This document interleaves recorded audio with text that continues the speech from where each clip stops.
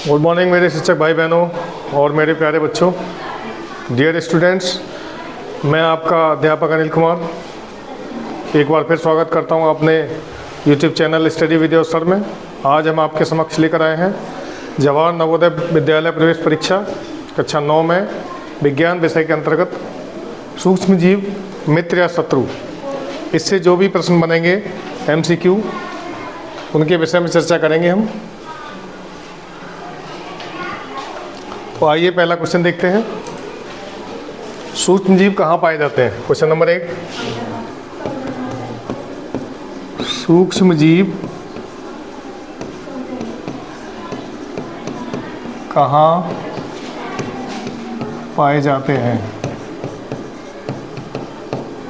देखो, पहले सूक्ष्म जीव के बारे में बता दें। ऐसे जीव जो हमें नग्न आंखों से दिखाई ना दें, हमारे आसपास, हमारे वायुमंडल में, जमीन में, हवा में, मिट्टी में, पानी में, हर जगह सूक्ष्म जीव पाए जाते हैं। तो इसका आंसर है एवरीवेयर या हर जगह, प्रत्येक जगह। तो ऐसे जीव जो सूक्ष्मदर्शी की सहायता से देखे जा सकें वे सूक्ष्म जीव कहलाते हैं। ये 5 प्रकार के होते हैं। सबसे पहले जीवाणु, विषाणु, कवक, प्रोटोजोआ और शैवाल। जिनमें शैवाल को अगर छोड़ दिया जाए तो ये चारों भाई जो होते हैं, छोटे बड़े, बड़े से छोटा, सबसे छोटा है वायरस। विषाणु सबसे छोटा होता है, सबसे अधिक बीमारियां फैलाता है और ख़तरनाक बीमारियां फैलाता है। वायरस जो होता है विषाणु, वो ऐसी बीमारियां फैलाता है जो लाइलाज होती हैं, जिनसे मौत का खतरा होता है। बैक्टीरिया भी बीमारी फैलाते हैं। सबसे छोटा होता है अति सूक्ष्म विषाणु। कुछ वायरस तो इतने छोटे होते हैं जो साधारण सूक्ष्मदर्शी से देखे नहीं जा सकते। उनके लिए इलेक्ट्रॉन माइक्रोस्कोप का इस्तेमाल किया जाता है। ठीक है, तो ये तो बात रही सूक्ष्म जीवों की। सूक्ष्म जीव होते क्या है, कहाँ पाए जाते हैं? सब जगह। ये सर्वव्यापी होते हैं, सब जगह। सूक्ष्म जीव सब जगह पाए जाते हैं। ठीक है, अगला क्वेश्चन देखेंगे। चीनी से अल्कोहल बनाने की प्रक्रिया क्या कहलाती है?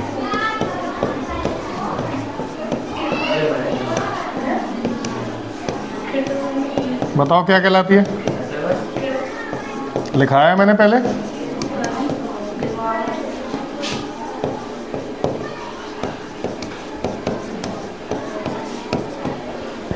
इसको बोलते हैं फर्मेंटाइजेशन या किण्वन। किण्वन, फर्मेंटाइजेशन। गन्ने के रस को या चीनी को सड़ाकर उसमें से अल्कोहल बनाया जाता है। देखो, देसी दारू जो होती है बच्चों, वो गन्ने के रस को आप 1 महीने के लिए गागर में भर के रख दें, उसको ज़मीन में गाड़ दें और उसके बाद देखेंगे तो उसमें वो सड़ चुका होगा और अच्छे प्रकार का अल्कोहल और हमें प्राप्त हो जाएगा। तो ये प्रक्रिया कहलाती है किण्वन या फर्मेंटाइजेशन। ये फर्मेंटाइजेशन के द्वारा अचार भी बनाए जाते हैं। फर्मेंटाइजेशन, किण्वन या फर्मेंटाइजेशन। अगला क्वेश्चन देखें। चेचक के टीके की खोज किसने की थी? ये भी लिखा चुका हूं मैं, बताइए।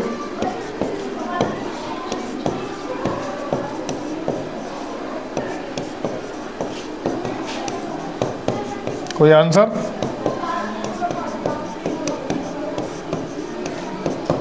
Edward Jenner.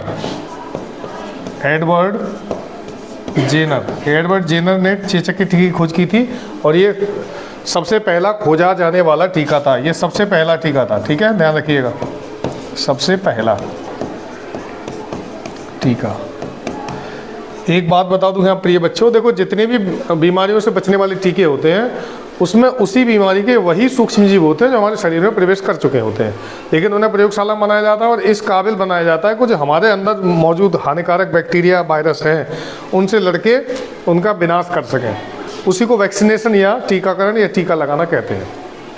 माने वायरस का मतलब वायरस से ही कटेगा। जैसे लकड़ी से बना हुआ कुल्हाड़ी लकड़ी को काटती है, उसी तरह से हमारे शरीर में जो हानिकारक जीवाणु होते हैं उनको लाभदायक जीवाणु उनसे फाइट करते हैं, उनको हरा देते हैं। आगे लिखिए। Bacillus anthracis, bacillus anthracis bacteria, bacillus anthracis जीवाणु की खोज किसने की?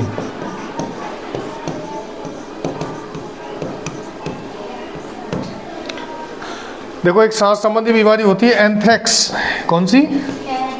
एंथ्रेक्स। इसी जीवाणु से होती है एंथ्रेक्स, और इसकी खोज की थी रॉबर्ट कोच ने। रॉबर्ट कोच ने इसकी खोज की थी। बैसिलस एंथ्रेसिस, ठीक है, बैसिलस परिवार का जीवाणु है ये, इसकी खोज की थी रॉबर्ट कोच ने। अगला क्वेश्चन लिखें।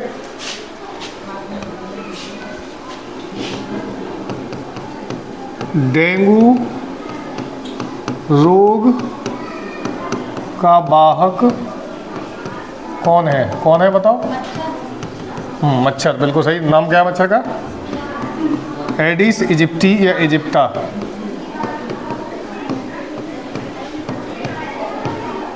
देखिए अब यहाँ पे एक बात समझने वाली बच्चों ये है कि कोई भी मच्छर या मक्खी बीमारी नहीं फैलाती, वो केवल ले जाने का काम करते हैं सूक्ष्म जीवों को, वायरस या बैक्टीरिया को ले जाने का काम वो वाहक होते हैं। यानी जैसे हम टेम्पू में कहीं जा रहे हैं और ड्राइवर ने किसी आदमी पर टेम्पू चढ़ा दिया, उसकी मृत्यु हो गई, तो जो मृत्यु हो रही है वो ड्राइवर के चलाने के कारण हो रही है, लेकिन सही में कारक उसका टेम्पो है, क्योंकि ना टेम्पो होता ना उसे चलाता ना ही बीमारी होती। इसी तरह से ना मच्छर होते, ना सूक्ष्म जीवों को ले जाते, और ना ही शरीर में प्रवेश करते, ना हम बीमार होते। तो डेंगू रोग का मच्छर है एडिस इजिप्टी या इजिप्टा, और मलेरिया का कौन सा है? मादा एनाफिलीज। मादा एनाफिलीज। देखो एक बात और यहाँ समझ लें, जितनी भी मादा मच्छर नहीं होती हैं वही बीमारी फैलाती हैं, नर मच्छर कम काटते हैं। डेंगू का मच्छर जो होता है वो दिन में काटता है बच्चों। कब काटता है? दिन में। और हमेशा घुटनों की ऊंचाई से ज़्यादा उड़ नहीं पाता, तो घुटनों से नीचे अगर कोई मच्छर काट रहा है हाथ में या टांगों में, तो वो हो सकता है डेंगू का मच्छर हो। इसको टाइगर मच्छर भी बोलते हैं, ठीक है, चितकबरा होता है ये, इसको हम टाइगर मच्छर भी कहते हैं, ठीक है। घुटनों की ऊंचाई तक, घुटनों की ऊंचाई तक जो मच्छर काट रहा है आपको दिन में, वो टाइगर मच्छर हो सकता है। और ये हमेशा स्वच्छ पानी में अंडे देते हैं, तो आप ध्यान रखिएगा घर में बरसात का पानी इकट्ठा ना हो, कहीं भी पानी भरा ना रखा हो, छत पर टायर हो या डिब्बा हो या पुरानी गागर रखी हो या कोई भी ऐसा बर्तन रखा हो जिसमें बारिश का पानी इकट्ठा हो गया हो। तो बारिश का पानी सबसे शुद्ध होता है। तो एक तो मैंने ग्रामीण परिवेश में घरों में देखा है कि लोग टॉयलेट में उसमें डब्बे में पानी भर के रखते हैं, तो कभी भी पानी भर कर रखें तो उसे ढक के रखें या भर के रखें ही ना, ठीक है। स्वच्छ पानी में अंडा देता है डेंगू का मच्छर, और ये भयानक बीमारी फैलाता है जिसमें शरीर की प्लेटलेट्स डाउन हो जाती है और इंसान की मृत्यु तक हो जाती है, ठीक है। मादा एडिस इजिप्टा के काटने से होता है, ठीक है, दिन में काटता है, ये घुटनों से नीचे काटता है और मादा मच्छर होती है, ठीक है। और इससे होता है मलेरिया, मादा एनाफिलीज से, ठीक है। अगला क्वेश्चन देखें। ईस्ट का उपयोग किसके उत्पादन में किया जाता है? ईस्ट यानी खमीर। ईस्ट का उपयोग कहाँ कहाँ किया जाता है बताओ? मैंने लिखा है, देखो, पापे फैक्ट्री में, पापे बनाने में, खमीरी रोटी खाई है किसी ने? खमीरी रोटी, खमीरी रोटी बनाने में, जलेबी बनाने में,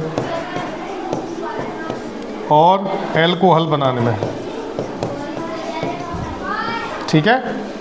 पापे बिस्किट जितने भी होते हैं, जितने भी फर्मेंटाइज बिस्किट होते हैं, उनमें सब में ईस्ट के द्वारा मैदा को सड़ाया जाता है या फर्मेंटाइज किया जाता है, किण्वन किया जाता है, ठीक है। उससे मैदा फूल जाती है। आपने देखा होगा भटूरे वाली मैदा जो होती है, छोले भटूरे में भी डाला जाता है ईस्ट, भटूरे में। तो इन सब में ईस्ट का प्रयोग किया जाता है। ईस्ट एक कवक है। क्या है? देखो, कवक की खास बात ये होती है कि ये अपने पूरे परिवार के साथ उगता है कहीं पर भी। सर्दी के दिनों में आप देखते हैं कि हमारी त्वचा खुरखुरी हो जाती है, सर में रूसी हो जाती है जिसे फ्यास बोलते हैं, और जगह जगह चकत्ते हो जाते हैं। जहाँ भी खुजली हो रही है आपके शरीर में, तो आप निश्चित मान के चलिए कि वहाँ कवक ने अपना पूरा परिवार और कुनबा बाली बच्चों समेत वहाँ पर वो आ गया है। तो इसके लिए ज़रूरी है, इस समय जो बच्चे स्नान करते हैं नहाते समय, तो एक तो ठंड ज़्यादा होती है, तो वो जल्दबाजी में 2-4 लोटा पानी डाला और नहा के आ गए आराम से कपकपाते हुए। तो चाहे ताज़ी पानी से नहाएं या गुनगुने से नहाएं, लेकिन स्क्रब जरूर करें, यानी जो जूना होता है उससे शरीर की डेड सेल्स हटाएं, उससे शरीर हमारा सांस लेगा। होता ये है कि साबुन की परत जम जाती, नहाते नहाते नहाए, लोटा डालो, पहुँच के चले आए। छोटे बच्चे ये भी नहीं करते हैं। तो पहले साबुन लगाएं, फिर उसको तबीयत से रगड़ें, और ऐसी जगह रगड़ें जहाँ पर हमारा हाथ पहुँच नहीं पाता। पीठ रगड़वाएं, बगलों में, हाथों की उंगलियों में, यहाँ पर ज़्यादा फंगस रहते हैं, पैरों की उंगलियों में। तो इन चीज़ों की सफाई बेहद ज़रूरी है। तो गर्मियों में एक बार को स्क्रब ना करें शरीर को, लेकिन सर्दियों में स्क्रबिंग बहुत ज़रूरी है, ताकि हमारे शरीर में जो मृत कोशिकाएं जम जाती हैं हमारे त्वचा पर, वो सब हट सकें। और वे सभी कवक होते हैं। ठीक है, अगला क्वेश्चन देखेंगे। दूध को 70 डिग्री सेंटीग्रेड पर पकाना क्या कहलाता है? बिल्कुल सही जवाब। 70 डिग्री सेंटीग्रेड पर 15 से 30 सेकंड पकाना क्या कहलाएगा? पास्चुराइजेशन। ये विधि कौन सी कहलाती है बताओ?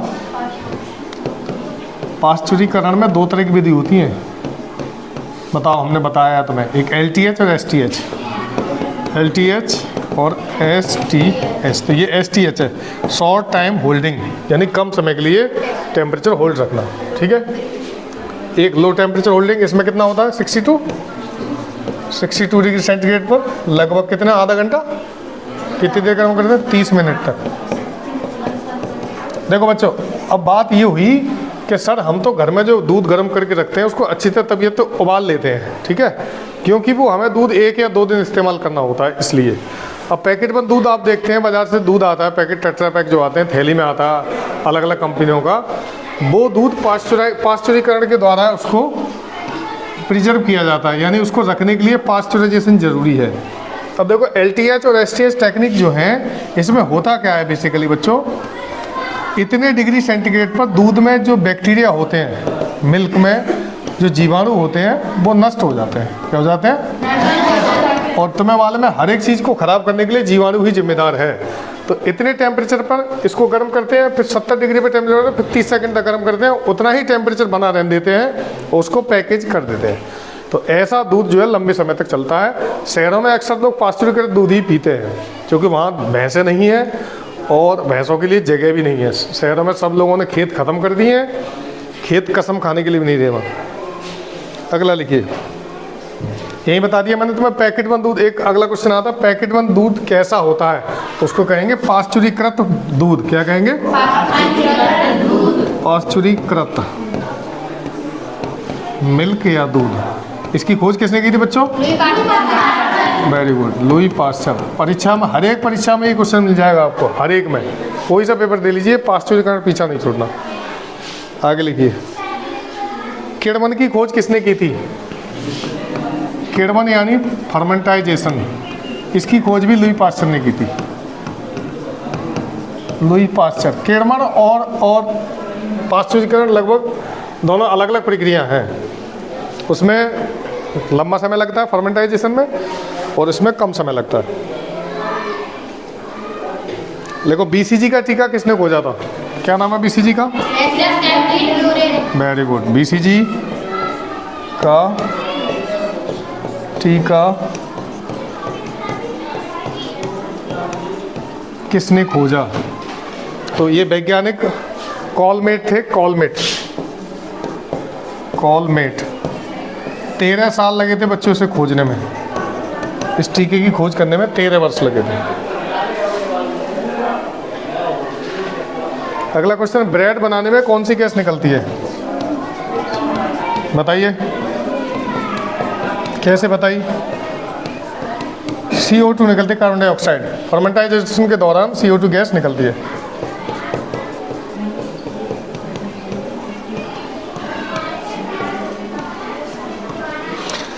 देखिए प्यारे बच्चों, वैसे तो ब्रेड, जो प्रोसेस्ड ब्रेड होती है वो खानी ही नहीं चाहिए। आपको ब्रेड खाने का शौक़ है, जैम लगा के या पीनट बटर लगा के, तो आप घर पर रोटी बनवाएं, उसको तसल्ली से खाएं, वो अच्छी सिकी हुई होती है। ब्रेड होती है फर्मेंटाइज फूड। शहरों में ब्रेड खाना शहर वालों की मजबूरी है, और गांव वाले उसे शौक के रूप में इस्तेमाल करते हैं और बीमारियां लेके आते हैं। जो आटा ब्रेड होती है या ब्राउन ब्रेड होती है, वो खाने में स्वास्थ्य में अच्छी रहती है। मैदे वाली ब्रेड नुकसानदायक होती है। तो आप ब्रेड कम ही खाएं, और खाएं तो आटा या ब्राउन ब्रेड। पेनिसिलिन किससे प्राप्त होती है? पेनिसिलिन दवा होती है, पेनिसिलिन किससे प्राप्त होती है?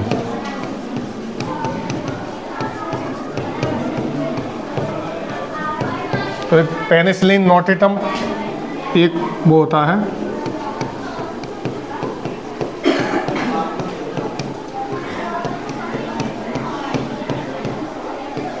पेनिसिलिन नोटेटम से प्राप्त होती है पेनिसिलिन, ठीक है।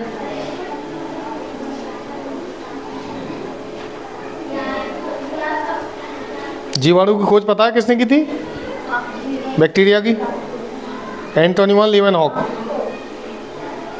आगे लिखें बैक्टीरिया में क्या नहीं पाया जाता?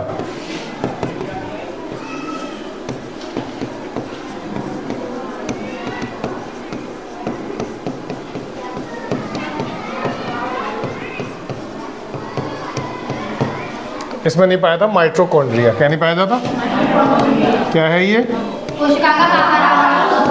बिल्कुल सही जवाब। माइटोकॉन्ड्रिया कोशिका का पावर हाउस है,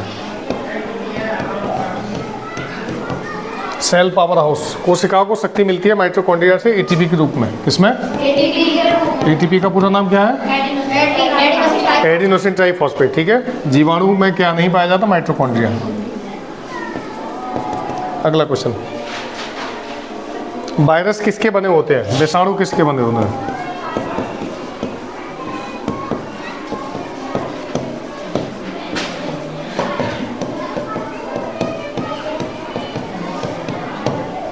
तो वायरस बने होते हैं न्यूक्लिक अम्ल और प्रोटीन के। न्यूक्लिक अम्ल तथा प्रोटीन, वायरस बने होते हैं न्यूक्लिक अम्ल और प्रोटीन के। अगला क्वेश्चन लिखिए, कवकों द्वारा संचित भोजन किस रूप में रहता है? कवकों द्वारा संचित भोजन किस रूप में रहता है? इसका आंसर है ग्लाइकोजन।